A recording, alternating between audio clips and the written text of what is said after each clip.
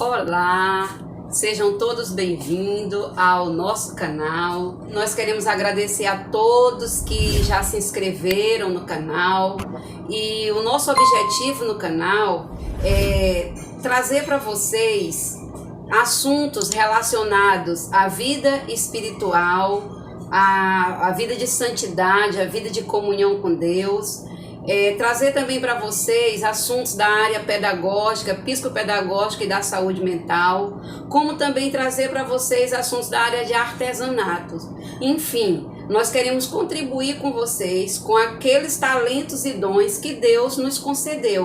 Por isso, contamos com vocês, contamos com as sugestões de vocês. Nós queremos iniciar esse momento de abertura do nosso canal, lendo Filipenses 3, versículo de 13 a 15, que diz o seguinte: Irmãos, quanto a mim, não julgo havê-lo alcançado, mas uma coisa faço, esquecendo-me das coisas que para trás ficam e avançando para as que adiante de mim estão. Prossigo para o alvo, para o prêmio da soberana vocação de Deus em Cristo Jesus. Todos, pois, que somos perfeitos, tenhamos este sentimento. E se porventura pensais de outro modo, também isto Deus vos esclarecerá. Com esse texto hoje nós queremos falar um pouco para vocês sobre superação. E nesse tema de superação, eu quero contar um pouco da minha história de vida. Mas antes de contar essa história de vida, eu quero fazer uma explicação do texto, para a gente não estar usando o texto por pretexto, né? Então nós queremos aplicar o texto ao nosso tema de hoje, que é superação.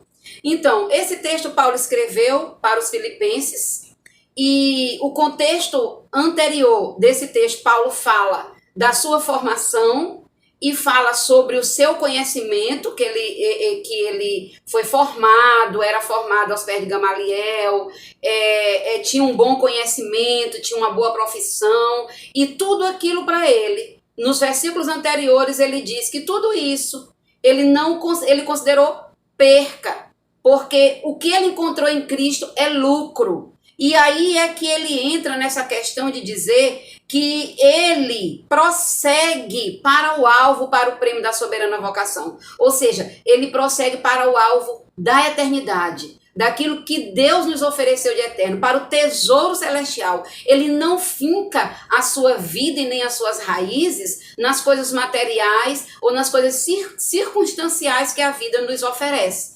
Então nós queremos dizer para você que nós podemos superar as dificuldades na vida quando as nossas raízes estão fincadas na rocha que é Jesus Cristo. E agora nós vamos começar falando um pouco da nossa história de vida. Então, como a grande maioria sabe, meu nome é Ariadna Jade Queiroz Santos Dutra. Eu sou casada com o pastor José Elias Dutra, tenho 2 filhas, Amanda e Élica, uma de 14, a outra de 10. Meus pais são Maria José Queiroz Souza e meu pai José Pereira dos Santos. E eu vim de uma família bem humilde.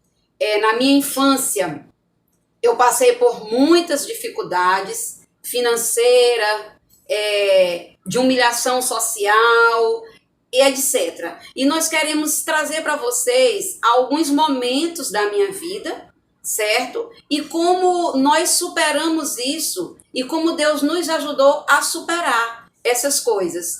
Então, a partir de 6 anos de idade, eu já comecei a trabalhar em casa para poder ajudar a minha mãe e o meu pai nos afazeres domésticos. Com 9 anos de idade, eu já cuidava da casa com 3 irmãos menores, todos homens.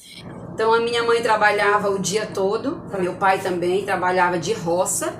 E outra coisa que eu gostaria de destacar é que comecei a dar aulas junto com minha mãe com 9 anos de idade, ajudando a alfabetizar. Com 13 anos, eu assumi a minha primeira sala de aula de jovens e adultos, que foi um desafio muito grande, mas nós conseguimos. E assim nós vencemos, certo? Me formei, fiz o magistério, e depois do magistério fiz o magistério superior, concluí com pedagogia, e fiz especialização em psicopedagogia e saúde mental.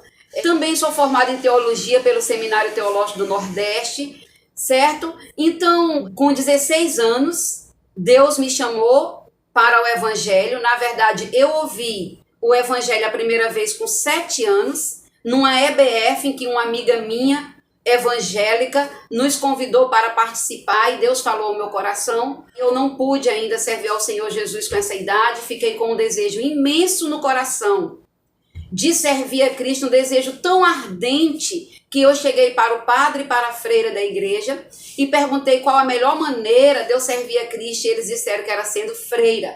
E eu me comprometi, fiz esse voto a Deus que iria ser freira, e eu queria ir logo ser freira, mas só que eles disseram que eu só poderia ir quando terminasse o 2º grau.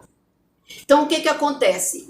Quando eu terminei o 2º grau, em março eu deveria ir para o convento, fiz parte do grupo de vocacionado, preparando para ir para o convento, mas em janeiro Deus me alcançou com amor incondicional, eu não pude rejeitar o chamado de Deus e Deus me converteu 3 meses antes da ida para o convento, certo? Na minha adolescência, eu na minha cidade não tinha 2º grau, eu fui estudar na cidade vizinha e minha mãe e meu pai não tinham como pagar as minhas passagens todos os dias. Consegui concluir o 2º grau e na minha infância, para ajudar os meus pais, eu fazia suquinho para vender, eu fazia bolinho para vender. Além disso, eu dava aulas, como Deus sempre me deu esse dom de aprender as coisas com facilidade. Eu dava aulas para aqueles colegas que não conseguiam aprender com facilidade, com os colegas da minha turma mesmo. Enfim, tenho uma família feliz para a glória de Deus, porque Deus transformou a minha vida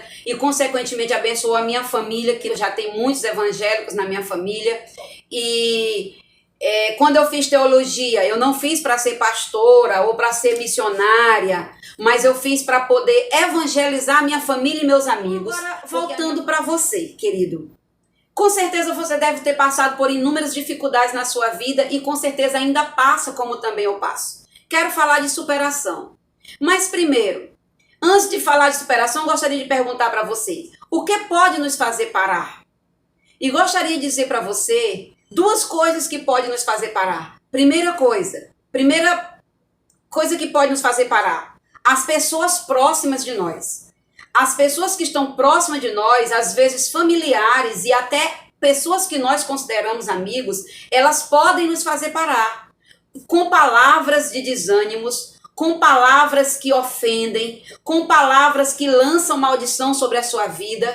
Por exemplo, na minha vida eu ouvi muitas pessoas dizendo que eu não ia conseguir vencer, que eu não ia conseguir me formar, que certamente eu iria me envolver com a prostituição, que eu não iria conseguir nada na vida. Então isso são palavras que podem nos fazer parar.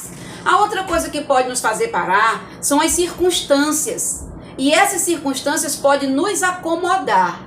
Preste atenção. As pessoas ao nosso redor, elas podem nos desanimar. E as circunstâncias podem nos acomodar. Então, as circunstâncias de quê? As circunstâncias de pobreza, as circunstâncias de falta de saúde e as circunstâncias de falta de oportunidade. Agora, como nós podemos superar? Como nós podemos superar? É isso que nos faz desanimar, isso que nos faz acomodar e, de certa forma, parar na nossa vida e nos sentir frustrados e, às vezes, até derrotados. Como superar? Aí eu gostaria de dizer para você, não foque nas coisas ruins. Toda situação tem o seu lado bom. Então não foque nas coisas ruins. A gente precisa procurar as coisas boas que ainda tem, aquilo que nós podemos fazer de bom e não focar só nas coisas ruins, certo? Não foque nas coisas ruins. Segundo, aproveite e passe a usar o que tem de bom. Então procure ver tudo que você tem de bom na sua vida e foque nas coisas boas. Por exemplo, esse fim de semana, domingo, ontem, né, eu estava dando a lição no culto infantil na nossa igreja e eu perguntei para as crianças o que tinha acontecido de melhor na semana deles, o que tinha acontecido de pior na semana deles. E aí, quando eles disseram de pior, eu pedi para eles olharem o que eles poderiam agradecer a Deus pelo que tinha acontecido de pior. E aí eu vou dar um exemplo para você. Teve uma criança que foi picada por um marimbondo próximo ao olho. Então, o que foi ruim? A picada do marimbondo. O que foi bom? Que ele não foi atingido no olho, que poderia cegar ou causar consequências maiores. Então, vamos agradecer a Deus por não ter acontecido coisas